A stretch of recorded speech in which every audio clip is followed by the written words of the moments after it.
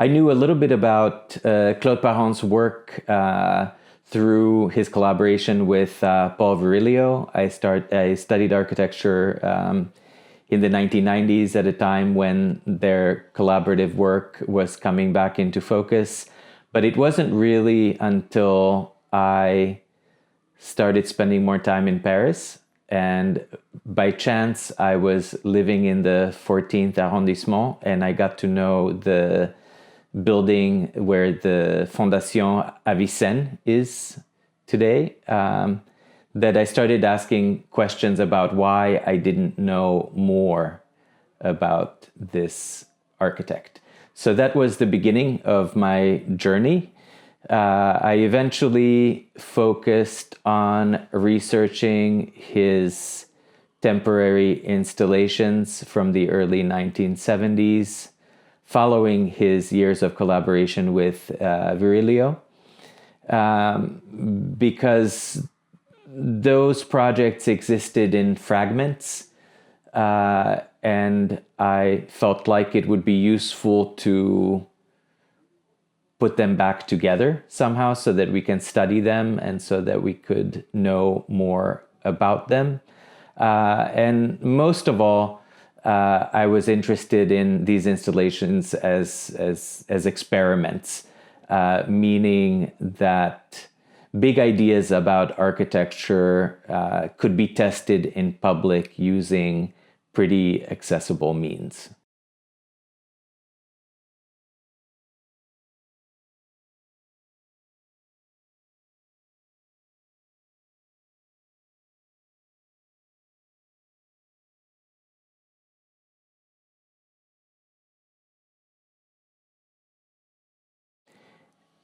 Yeah, so the convergence of radical ideas about architecture from the perspective of a visionary architect and the methodology of testing those theoretical ideas through social engagement is something that I felt like needed to be modeled better in our present moment, and for students and young practitioners.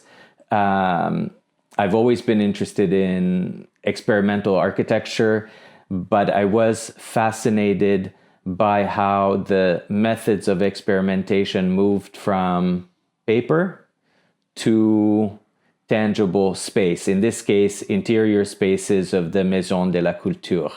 And this seems like a significant shift in how to operate within the realm of experimental architecture. Today, there are still practitioners who are following the tradition of experimental architecture through drawing.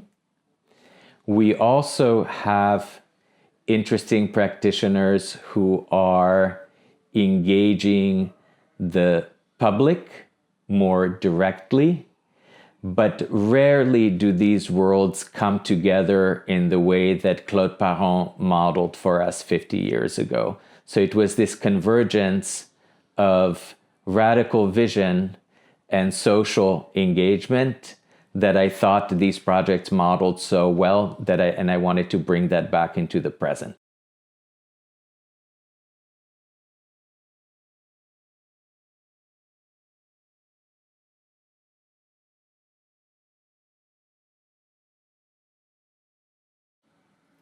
So for me personally, the value is in the way that these projects together and Claude Parent's tour through France over a 5-year period, the way that these projects and this period of time serves as a model for practice. So a part of that practice is engagement with the public. A part of that practice is collaboration with artists, as well as communities, both workers and volunteers, and even the idea that the audience is a part of making the work itself. So all of these things together model a way of practicing architecture in a specific way. I think what value this work will continue to have in the future is really up to us. I'm very interested in Parent's idea about the archaeology of the future. We are always free to look back at the work that others have done, and we can build upon it in ways that suit our current aspirations, our aspirations in the present for what we want the future to be, how we want to live in the future, and how we want to practice architecture in the future. So I think that this is really an open-ended project. In my book, I propose a few different ways in which this work can be interpreted beyond how Parent was talking about it. And I think that there are many other interpretations that we could be building upon.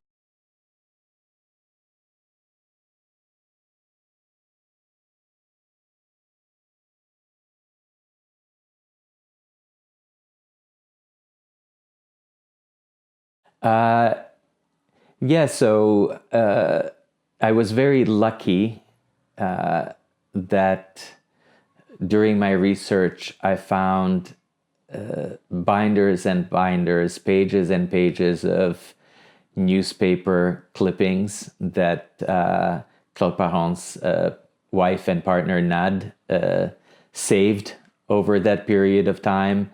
Claude Parent also talks about this experience in his 1975 autobiography. And I think there are many anecdotes, both by the architect and by the public, about that experience. From the architect's perspective, what I learned is that these projects, which were hosted by local cultural organizations, mostly Maisons de la Culture, but that were connected to local governance. So from his perspective, he felt like he was thrown into situations where he was dealing with the public beyond architecture, as a kind of recipient of all the kind of grievances of how the towns where they were, where the people were living or running small businesses, so kind of being the recipient of this kind of feedback, even though he was an outsider and was there through his own work as an architect. There are also accounts of how these installations were inhabited by people beyond the scheduled events. So in Douai, for example, which is the site, it's a small town, it's a small city in the north of France, and the site of the only fully exterior practicable.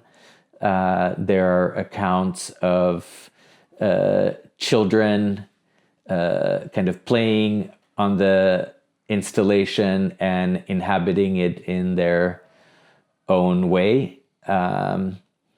The press also, I remember, for the first praticable, which was realized in the Norman city of Le Havre, and this was the first museum installation that kind of started this period of experimentation.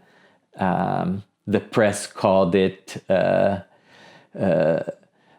something of a large kind of wooden construction that takes over the glass museum. For the installation in Venice, I think one critic said that it was almost as if one form of architecture devoured another form of architecture, so that the the installation took over the existing building in kind of dominant and surprising ways. So I think these installations elicited reactions from both professionals like critics and the collaborators that Parent worked with, and the kind of general audience, the people that visited these installations, whether they were children or adults, whether they were there by chance or whether they were there to attend a specific event. And this was exactly the purpose of these installations, was to provoke a response. And this is why the installations are experimental, because they were meant to be used as tools to solicit feedback about life on inclined planes and about the importance of architecture more generally in people's lives. So the more that people responded to these installations, whether it was physically or verbally, the more the experiment worked the way that Parent intended it to work.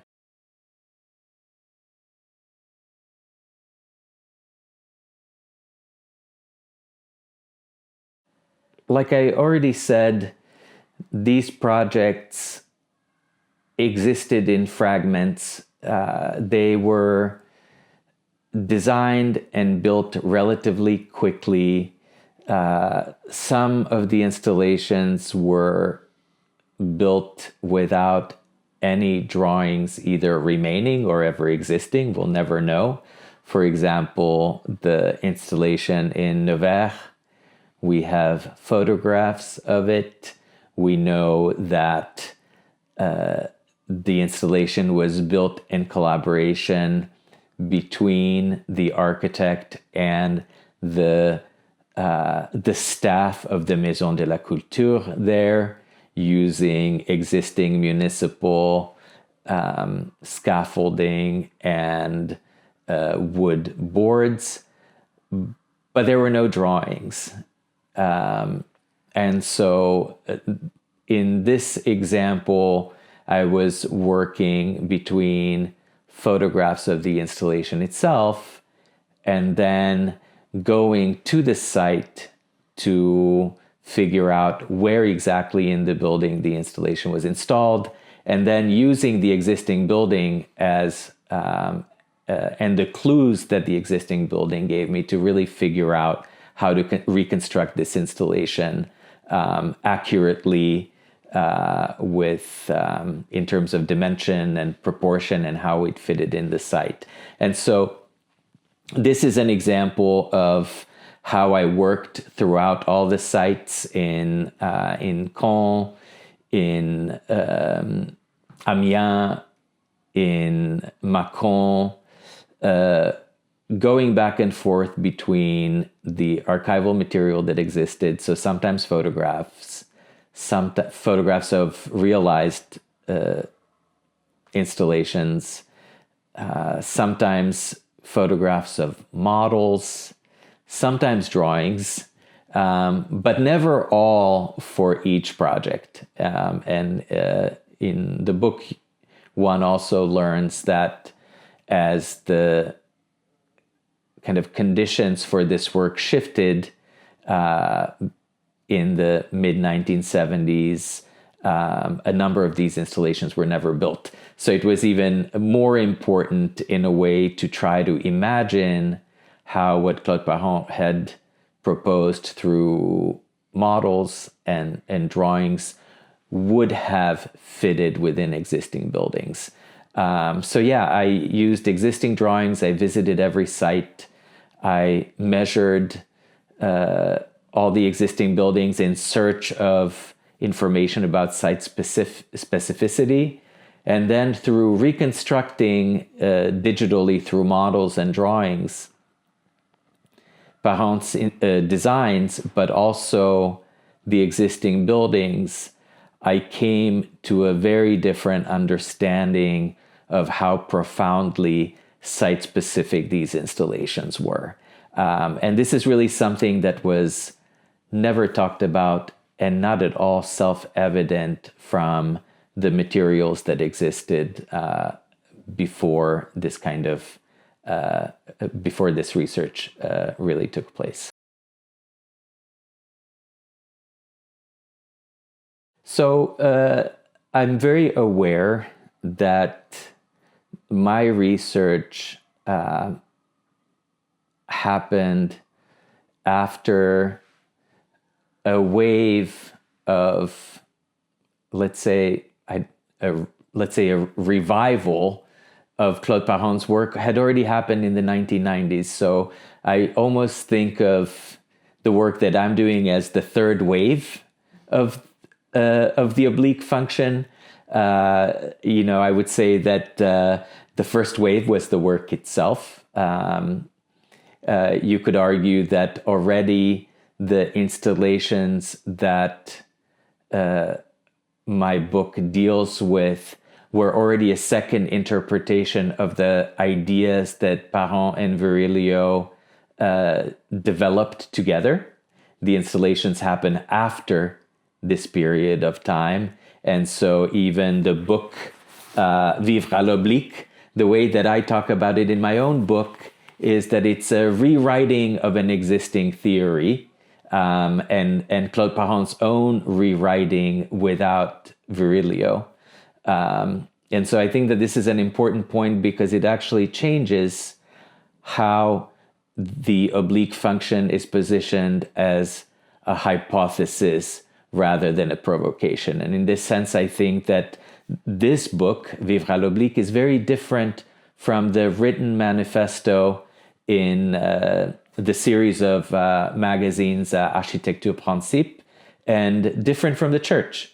This work happened in the aftermath of those explorations, where something had been learned, and another dimension of experimentation was brought to the table. So that was, let's say, the first kind of reinterpretation of what was initially the seed of an idea about the oblique function or oblique architecture. Then the next revival happened in the 90s at the 30th anniversary of the Church of Sainte Bernadette du Bonlay, with the Venice Biennale and the pavilion or the exhibition in the French Pavilion, and all the work that the curator and scholar Frédéric Mégarou did to bring this work into the present and aligning it with the next generation of architects. So there was already an affinity established then between the kind of digitally enabled formalism and contemporary ideas about emergence that were really at the kind of center of architecture discourse in the 1990s, and the work that Claude Parent and Paul Virilio were doing in the 1960s. That connection had already been made, and in many ways, in my mind, that connection is made through kind of a shared formal and also theoretical language. 30 years after that, my book comes along, and the argument that my book makes is that obliqueness is a condition that isn't necessarily only based on form. It's not only a formal proposition. So what I do in my book is I make an argument that obliqueness is not a theory of architectural form, but it's in fact more broadly a theory of experimental practice. And this is what I think of as kind of a theoretical displacement, or building upon one existing theory in order to arrive at another theoretical framing. And I've also thought of it in terms of, let's say, conceptual migration. And so I think beyond form, beyond life on inclined planes, my hope is that my students and future generations of architects will discover new potential within this work that hasn't yet fully emerged. And so what I'm really pleased with, beyond bringing this work from 50 years ago back into the present, and this new way of being able to look at it and think about it, what really pleases me is that we are connecting ideas about this architecture to other ideas in new ways. So if we can think about obliqueness as a kind of inspiration for different forms of practice, or we can connect this work from 50 years ago to entirely new ambitions for architecture or for design or even for art, then that makes me really happy. It makes me feel like this work really has a life of its own beyond the architect's own intentions.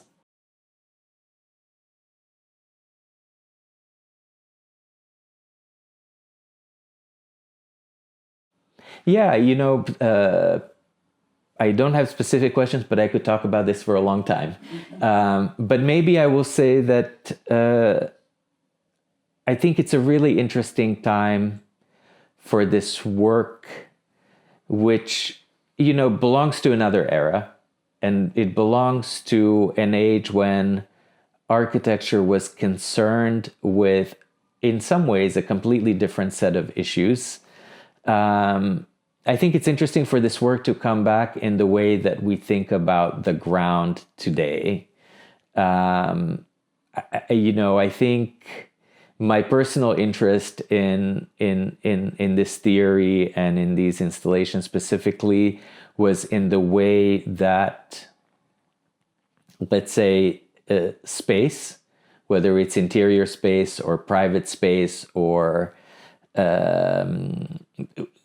that space is defined through the ground rather than through enclosure. And this is a radical idea. This is Claude Parent is not the first or the only person to talk about this idea that the interior or space can be defined by the ground or the floor rather than enclosure, but he gives a really compelling kind of model for thinking about architecture in this way.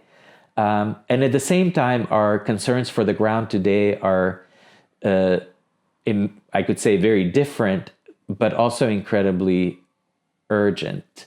This question of how we inhabit the ground, what is inside the ground, who the ground belongs to, what are the layers of the ground in terms of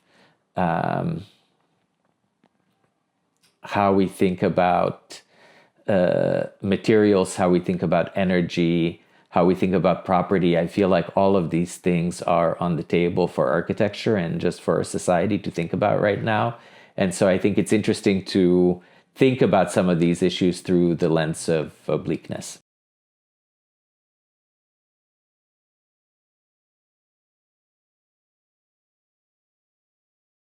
So this is the book, Oblique Experiments, Claude Parent's Architectural Installations, 1969 to 1975.